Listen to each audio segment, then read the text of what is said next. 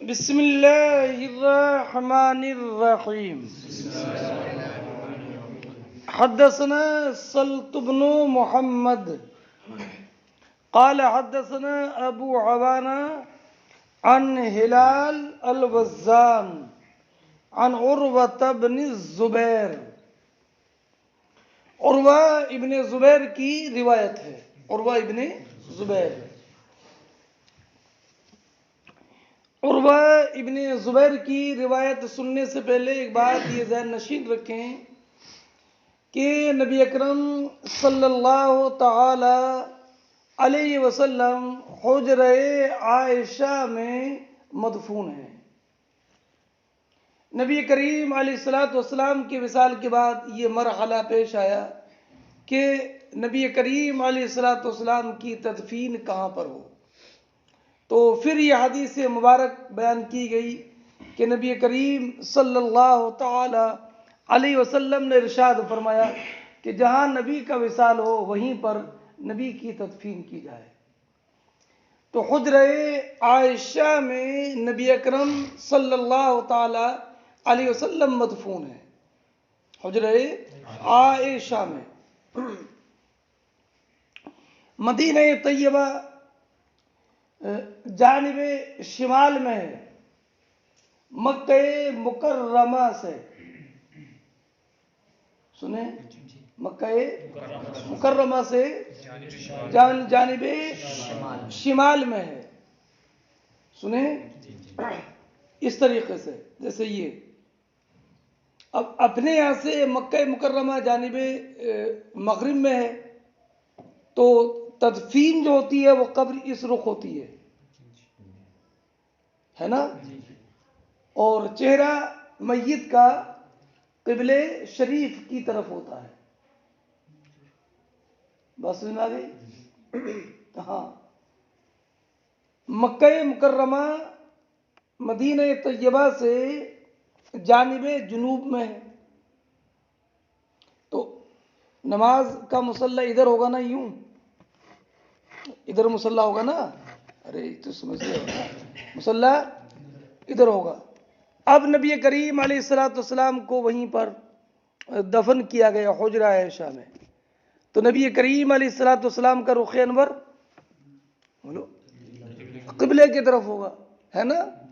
تو جب نبی کریم علیہ الصلوۃ والسلام کے رخ انور کے سامنے رخ کر کے کھڑے ہوں گے تو پیٹھ کعبہ شریف کی طرف ہوگی. بالکل ظاہر سی بات ہے نا. اس لیے یہ وہابی نجدی جو وہاں پر متوع ہوتے ہیں وہ زائرین کو منع کرتے ہیں ادھر منہ کر کے کھڑے ہونے کو. وہ کہتے ہیں والقبلۃ ہونا والقبلۃ ہونا. سمجھے اگر دعا کو ایسے کرنا شروع کر دے روز انور کے سامنے یوں تو اس کے کبھی کبھی مردود یہ ہاتھ یوں کر دیتے ہیں والقبلۃ ہونا الحاج القبلۃ ہونا القبلۃ ہونا. بس سمجھ رہے ہیں. یہ پتہ نہیں ہے کہ قبلے کا قبلہ کدھر ہے. قبلے کا قبلے تک پہنچے ہیں لیکن قبلے کے قبلے تک نہیں پہنچے ہیں ہے نا. بس قبلے تک رسائی ہے. حاجی آؤ شہنشاہ کا روزہ دیکھیں.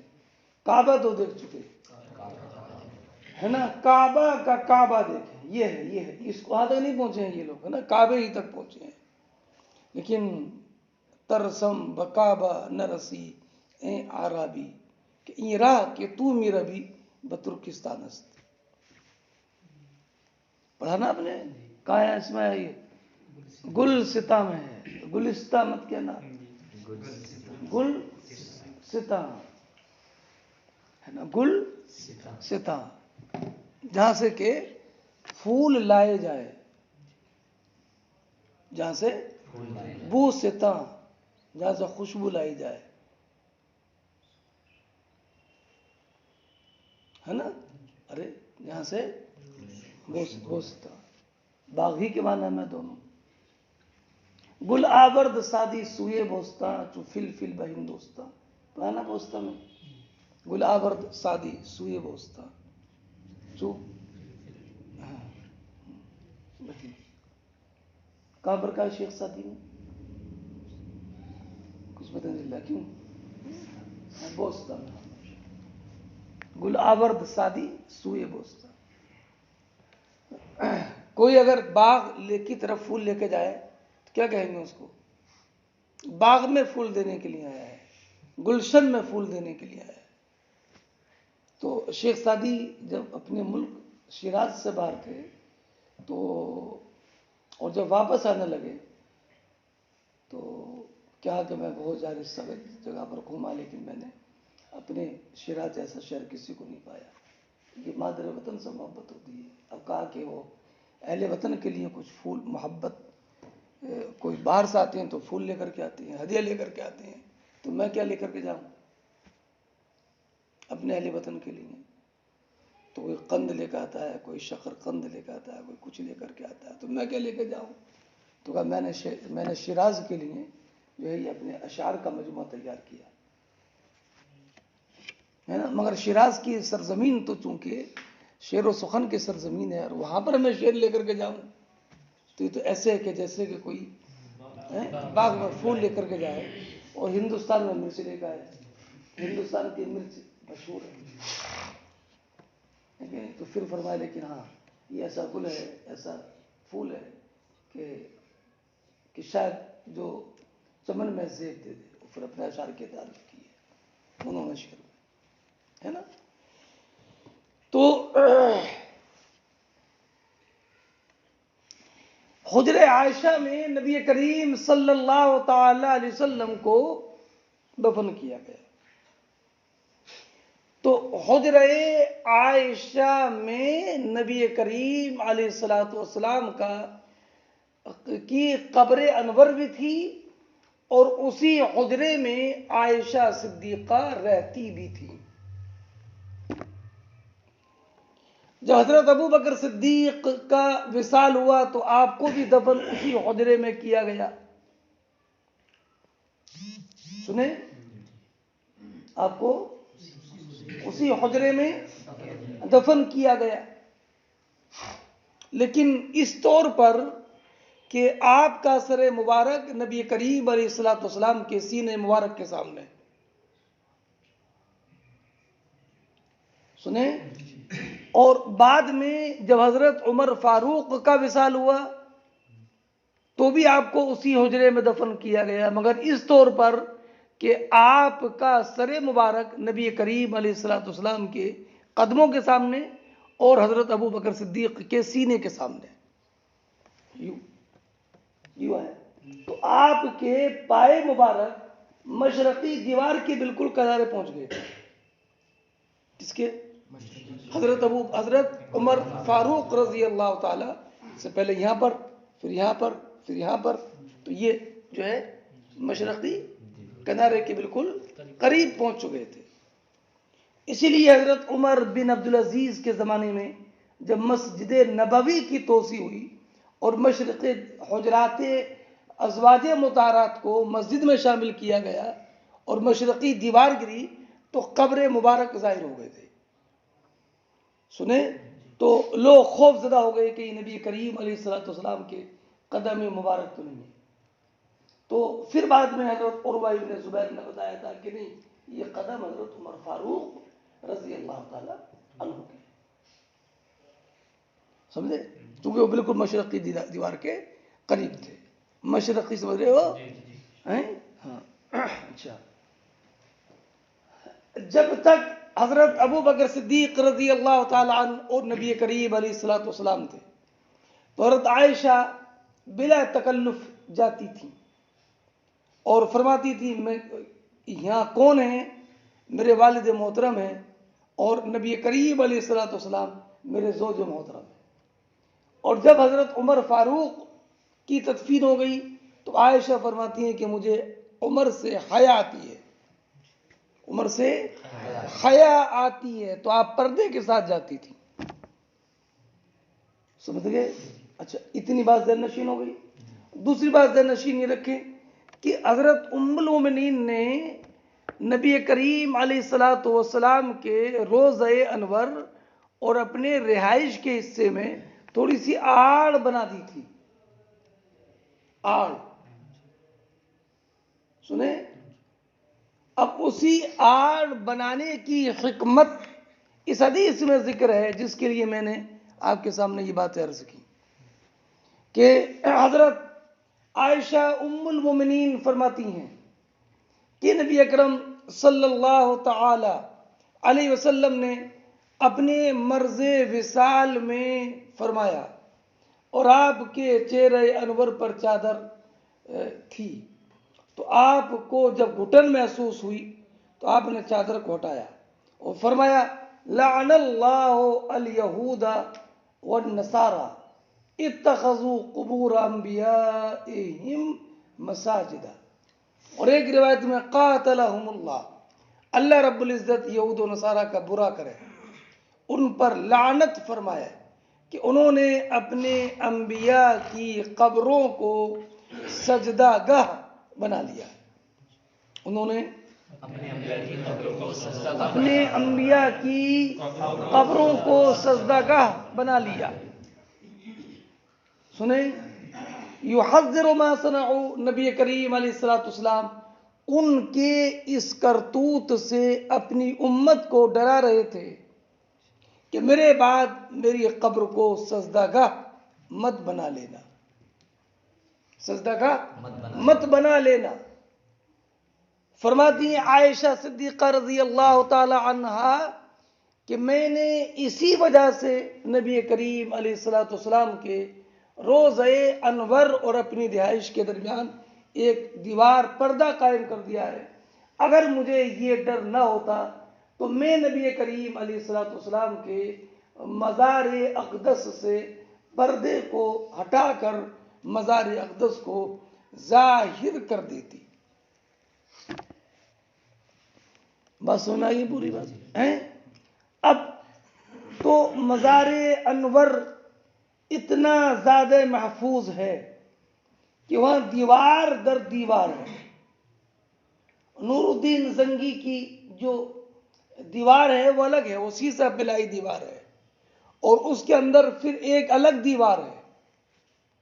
ان دیواروں کی وجہ سے اصل روضہ مبارک کی زیارت حاصل نہیں ہوتی ہے، بلکہ مواجہ شریف کے سامنے جو ایک گول دائرہ آپ نے تصویر میں دیکھا ہوگا، گول دائرہ ہے نا، وہاں سے صرف الصلاۃ والسلام علیکہ یا رسول اللہ جو آپ کے ٹھیک رخ انور کے سامنے ہے، تو وہاں پر کھڑے ہو کر الصلاۃ والسلام علیکہ یا رسول اللہ عرض کرتے ہیں، اور قریب سے دیکھنے والے بیان کرتے ہیں کہ صرف اندر سے بھی اجالا نظر نہیں آتا ہے۔ پھر اس کے بعد جو ابوبکر صدیق رضی اللہ تعالی عنہ کا جہاں پر سر مبارک ہے اس کے سامنے مواجہ شریف، اس کے بعد میں حضرت عمر فاروق رضی اللہ تعالیٰ عنہ کے رخ انور کے سامنے ہے۔ سمجھ میں آ رہی بات؟ ٹھیک کہہ رہا ہوں زندگی میں؟ اب یہاں پر ایک کبھی اشکال یہ کہ اللہ یہود پر لعنت فرمایا کہ انہوں نے اپنے نبی کی قبر کو سجدہ گاہ بنا لیا، تو یہ تو سمجھ میں آتا ہے کہ موسیٰ علیہ الصلوۃ والسلام کی قبر ہے، مگر حضرت عیسیٰ علیہ الصلوۃ والسلام تو آسمان پر زندہ اٹھائے گئے، تو حضرت عیسیٰ علیہ السلام تو مدفون ہی نہیں ہے، تو اب نصارہ کے اپنے نبی کی قبر کو سجدہ گاہ بنانے کا کیا مطلب ہے؟ سمجھ گئے؟ تو اس کا جواب علامہ عینی علیہ رحمۃ والرضوان نے ذکر فرمایا ہے کہ مراد ہے انبیاء کے جو مبلغین اور قاصدین تھے ان کی قبروں کو سجدہ گاہ بنایا۔ کیا مبلغ حضرت عیسیٰ علیہ الصلوۃ والسلام کے جو مبلغین، نائبین، قاصدین تھے ان کی قبروں کو سجدہ گاہ بنایا، اس لیے بنایا کہ چونکہ یہ نبی کے قاصد ہیں تو گویا کہ نبی کی قبر کو وہ بدرج اولا سجدہ گاہ بناتے۔ یہ جواب یاد رکھنا شاید کبھی کام دے۔ فرماتی ہیں حضرت عائشہ ام المومنین رضی اللہ تعالی عنہا کہ نبی کریم علیہ الصلوۃ والسلام نے فرمایا فی مرضہ الذی لم یقم منہ، اپنے اس مرض وصال میں جس سے آپ سیدھے نہیں ہوئے، یعنی مرض وصال میں فرمایا لعن اللہ الیہود، بولو اتخذوا قبور انبیاء مساجد، اس میں صرف یہود کا لفظ ہے، اور دوسری جگہ پر قالت عائشہ، عائشہ فرماتی ہے لولا ذاک، اگر یہ بات نہ ہوتی لا ابرز قبرہ، بولو میں حضور کے قبر انور کو خشیہ ان یتخذ مسجدہ، حضور نے اس بات سے ڈرایا کہ ان آپ کی قبر کو سجدگاہ نہ بنائے جائے۔ حضرت عبید اللہ ابن عبداللہ ابن عتبہ ابن مسعود رضی اللہ تعالی عنہ بیان فرماتے ہیں کہ حضرت ام المومنین عائشہ صدیقہ رضی اللہ تعالی عنہا نے بیان فرمایا، فرماتے ہیں علی ابن ابی طالب نبی کریم علیہ الصلوۃ والسلام کے پاس سے نکلے اپنے سرکار کے برس الوصال میں، فقال الناس یا ابا حسن، کنیت ہے حضرت علی کی، کیف اصبح رسول اللہ، سرکار کی صبح کس حال میں ہوئی؟ قال اصبح بحمد اللہ باریا، فاخذ بیدہ عباس، بولو تو حضرت علی کے ہاتھ کو عباس ابن عبد المطلب نے پکڑا اور کہا انت واللہ، واللہ تم 3 دن کے بعد ڈنڈے کے غلام ہو جاؤ گے، وانی لارى رسول اللہ، اور میں دیکھ رہا ہوں کہ نبی کریم علیہ الصلوۃ والسلام اپنے اسی مرض میں وصال پالیں گے، وانی لعارف وجوہ بنی عبد المطلب عند الموت، اور میں موت کے وقت میں بنی عبد المطلب کے چہروں کو پہچانتا ہوں، اذهب بنا الى رسول اللہ، ہم کو لے کر نبی کریم کی بارگاہ میں چلو، ہم نبی کریم سے معلوم کر لیں فی من ھذا الامر، یہ معاملہ کن میں رہے گا، ان کان فینا علمنا ذلک، اگر ہم میں ہو تو ہم جان لیں، وان کان فی غیرنا علمنا فاوصى بنا، اگر ہمارے غیر میں تو حضور ہم کو اس کی تاکید کر دیں۔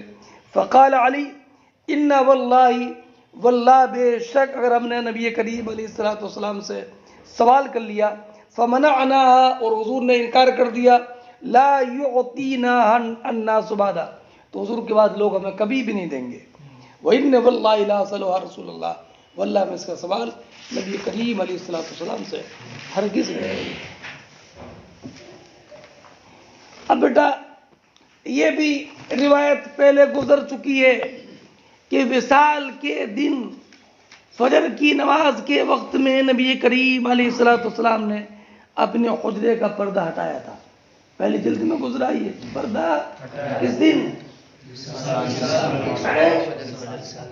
تو صحابہ کرام نماز میں تھے، رخ انور پر جب لوگوں کی نظر پڑی تو قریب تھا کہ اپنے قول اور اپنے فعل کے ذریعے نماز کو فاسد کر کے نبی کریم کی بارگاہ میں حاضر ہو جائیں، تو نبی کریم کے چہرے پر مسکراہٹ آئی اور فرمایا، اشارہ فرمایا پڑھتے رہو نماز، اور اسی پردے کو آپ نے گرا دیا اور اسی دن آپ کا وصال ہو گیا۔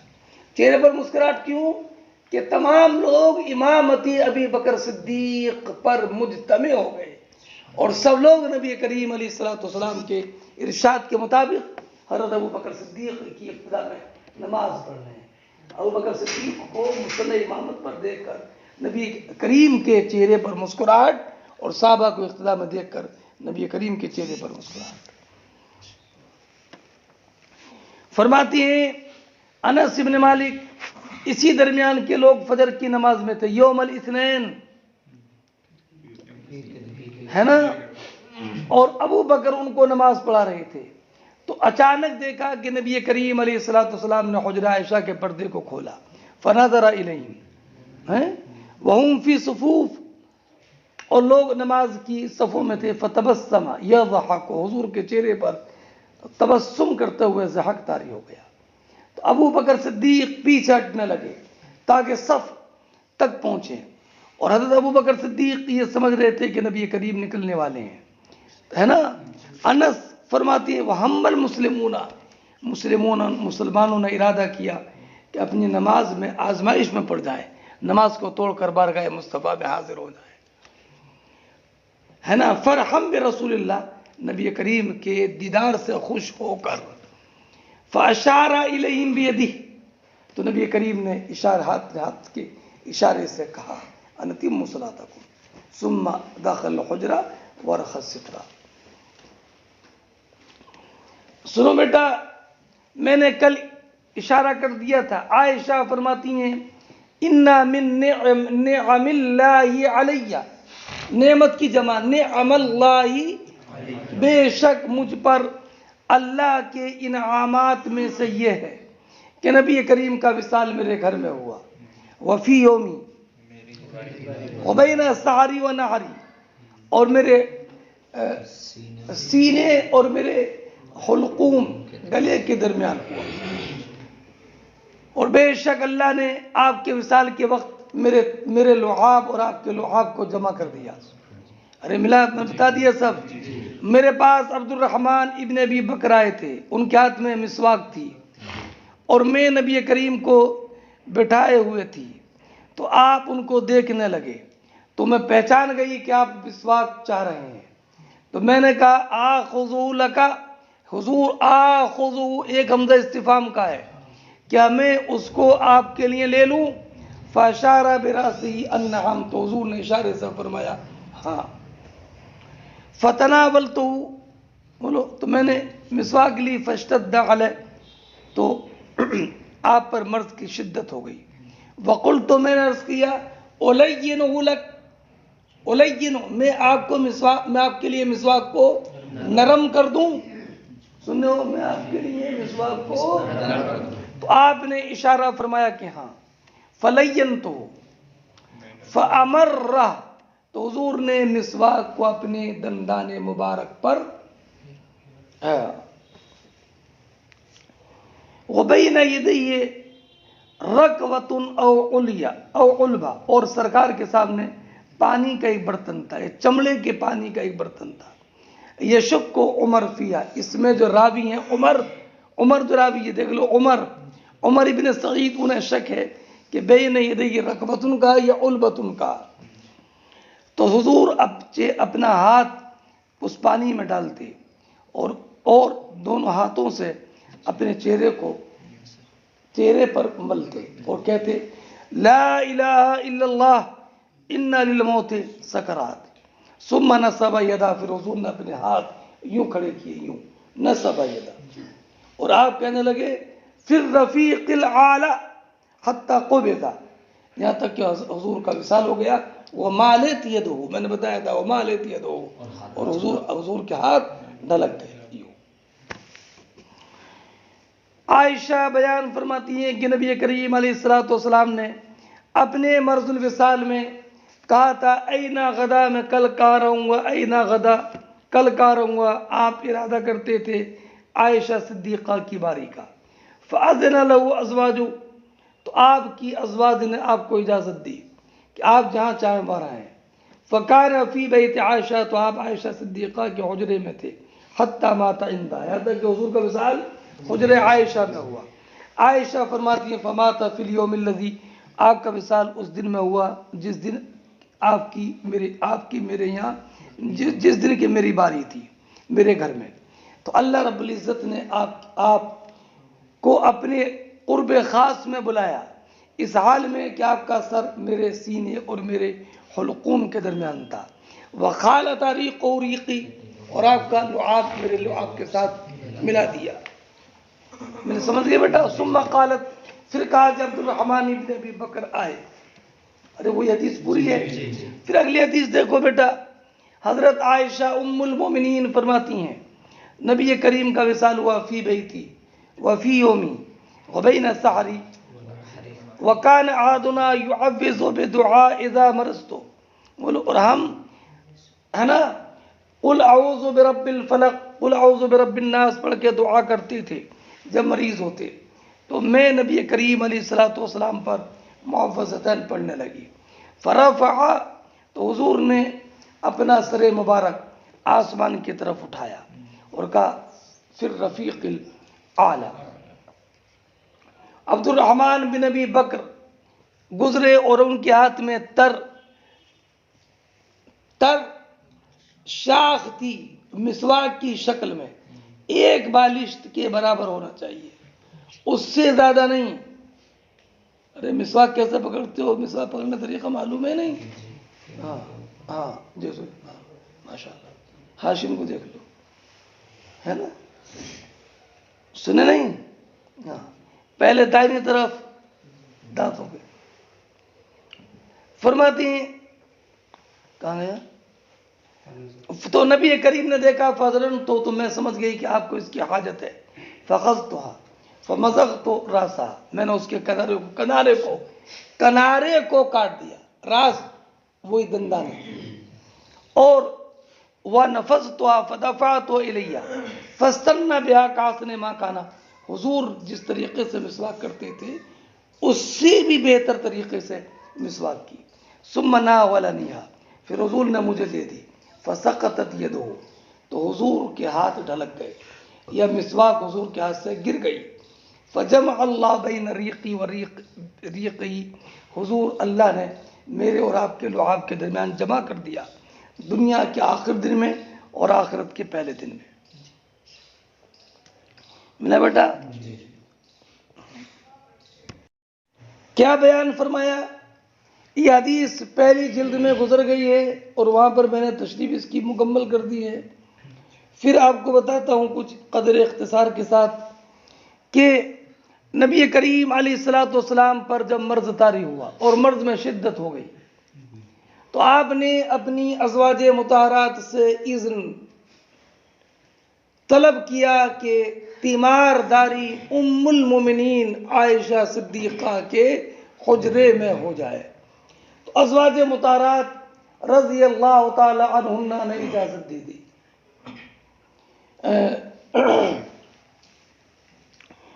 اس کے بعد نبی اکرم صلی اللہ تعالی علیہ وسلم نے فرمایا کہ مجھ پر 7 مشکیزوں کا پانی انڈیلو،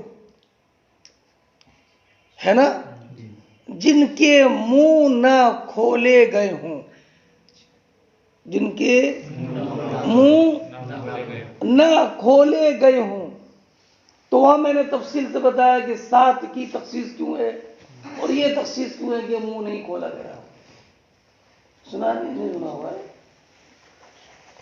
7 کی تخصیص کی چند وجہ بتاتا ہوں، اس لیے کہ 7 کی عدد میں تخصیص ہے. آسمان 7 ہیں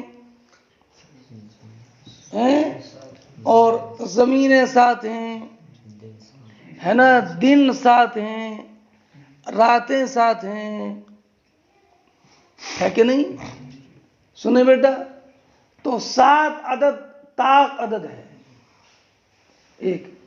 اور اس کے منہ نہ کھولے گئے ہوں تو اس کی ایک حکمت میں بتاتا ہوں، اس لیے کہ اگر منہ نہیں کھولا ہوگا تو اس میں لوگوں کے ہاتھ پڑے ہوئے نہیں ہوں گے، بالکل صاف ستھرا پانی ہوگا، ہے کہ نہیں؟ تو حضرت حفصہ کے لگن میں نبی کریم علیہ الصلوۃ والسلام کو بٹھایا گیا اور آپ پر 7 مشکیزوں کے پانی سے آپ کو غسل دیا گیا، نہلایا گیا. اس کے بعد نبی کریم علیہ الصلوۃ والسلام نے فرمایا کہ میں مسجد نبوی میں جا کر لوگوں کو نصیحت کرنا چاہتا ہوں. تو نبی کریم علیہ الصلوۃ والسلام 2 مردوں کے سہارے سے نکلے. ایک طرف حضرت عباس تھے اور دوسری طرف ایک دوسرے صاحب تھے. حضرت عائشہ ام المومنین نے ان کا نام نہیں بتایا وہ کون تھے، اس لیے کہ ادھر شاباش ادھر ایک حضرت علی بھی تھے اور حضرت فضل ابن عباس رضی اللہ تعالی عنہما تھے. سنے بیٹا؟ ہاں. اب اس کے بعد نبی کریم علیہ الصلوۃ والسلام تشریف لے گئے اور لوگوں کو نماز پڑھائی. لیکن کمزوری کا عالم یہ تھا کہ 2 مردوں کے درمیان سارے بڑھتے، لیکن آپ کے قدم مبارک زمین پر لکیر بناتے جا رہے تھے. یہ پڑھا آپ نے، ہے نا؟ اب یہ مرض موت کا بیان چل رہا ہے نا، مطابقت دیکھتے رہنا حدیث میں. فرماتی ہیں عبید اللہ ابن عبداللہ ابن عتبہ ابن مسعود کہ ام المومنین عائشہ صدیقہ رضی اللہ تعالی عنہا نے بیان فرمایا جب نبی کریم علیہ الصلوۃ والسلام پر مرض طاری ہوا اور آپ کا مرض شدت اختیار کر گیا تو آپ نے اپنی ازواج سے اجازت طلب کی کہ ان یمرض فی بیتی ملا فاذن له بولو فخرج تو آپ دو مردوں کے درمیان نکلے اس حال میں کہ آپ زمین میں آپ کے قدم نشان بناتے ہوئے جا رہے تھے حضرت عباس ابن عبد المطلب کے درمیان اور ایک دوسرے صاحب کے درمیان عبید اللہ کہتے ہیں کہ میں نے عبداللہ ابن عباس کو اس حدیث کی خبر دی جو عائشہ صدیقہ نے کہا تو مجھ سے عبداللہ ابن عباس نے کہا تم جانتے ہو وہ دوسرے مرد کون تھے جن کا نام عائشہ صدیقہ نے نہیں لیا تو میں نے کہا کہ نہیں تو کہا وہ عبداللہ ابن عباس نے کہا کہ وہ علی تھے عائشہ بیان فرماتی ہیں کہ نبی کریم علیہ الصلوۃ والسلام جب میرے گھر میں تشریف لائے واشتد بہ وجعہ آپ کا مرض شدت اختیار کر گیا تو آپ نے فرمایا حریقوا علیہ من 7 قرب مجھ پر 7 مشکیزوں کا پانی ڈالو لم تحلل اوکیتہن وکا کی جمع وکا کے معنی وہ رسی جس سے کہ مشکیزے کا منہ بند کیا جائے لعلی عہدو الی الناس لعل کلام رسول میں یقین کے لیے آتا ہے کہ میں لوگوں کو وصیت کروں فجلسنا تو ہم نے آپ کو بٹھا دیا فی مخزب لحفصہ حضرت حفصہ ام المومنین کی لگن میں لگن جانتے ہو بیٹا بڑا برتن ٹپ کی طرح فرماتی ہیں ثم تفقنا نصب علیہ من تلک القرب پھر ہم آپ پر ان مشکیزوں کا پانی انڈیلنے لگے حتی تفقا یشیر الینا بیدی یہاں تک کہ حضور ہمیں اپنے ہاتھ سے اشارہ فرمانے لگے تفقا افعال مقاربہ میں سے ہے تفقا یشیر اشارہ کرنے لگے ہے نا ان قد فعلتن آپ نے اپنا کام کر دیا فرماتی ہیں پھر آپ لوگوں کی طرف نکلے فصلی لہم وخطبہم فرماتے ہیں عبید اللہ ابن عبداللہ ابن عتبہ کہ عائشہ صدیقہ اور عبداللہ ابن عباس نے بیان فرمایا لما نزل برسول اللہ فعل مجہول کے ساتھ جب نبی کریم پر مرض طاری ہوا تو آپ اپنے چہرے سے چادر ہٹانے لگے خمیسہ عربی میں چادر کے لیے بہت سارے لفظ آتے ہیں ایسے ہوا کے لیے بھی کئی لفظ آتے ہیں سمجھے ارے عربی کا دامن بہت وسیع ہے ایک لفظ کے کئی معنی اور ایک معنی کے لیے کئی لفظ ہے کہ نہیں سمجھے بہت وسعت ہے خمیسہ اس چادر کو بولتے ہیں کہ جس میں کالا پن ہو اور دھاری پڑی ہو قصہ الگ ہے ردا الگ ہے فرماتی ہیں فَإِذَا اغْتَمَّ جب حضور نے گھٹن محسوس کی کشف عن وجہی ملا بیٹا اور اس کے بعد اسی حال میں فرمایا لعنت اللہ علی الیہود والنصارى اتخذوا قبور انبیائہم مساجدا یحذر ما صنعوا حضور اس سے ڈرا رہے تھے بولو فرماتی ہیں عبید اللہ کہ حضرت عائشہ صدیقہ رضی اللہ تعالی عنہ نے بیان فرمایا کہ لقد سنو یہ بیٹا ایک لمبی حدیث کا ایک جملہ ہے کہ جب نبی کریم علیہ الصلوۃ والسلام نے حکم فرمایا مروا ابا بکر یصلی بالناس تو حضرت عائشہ صدیقہ رضی اللہ تعالی عنہ نے بیان فرمایا حضور حضرت ابو بکر رقیق القلب ہیں یہ حدیث آئی ہے کیا اسی جلد میں آئی ہے پڑھی پہلی والی کیا اچھا مسلم اچھا ماشاء اللہ ہاں آئی ہے ماشاء اللہ میں نے بتایا تھا نا پہلی جلد میں آئی ہے اچھا ماشاء اللہ ہاں ارے ابرار پڑھیے کیا یقین نہیں ہے کیا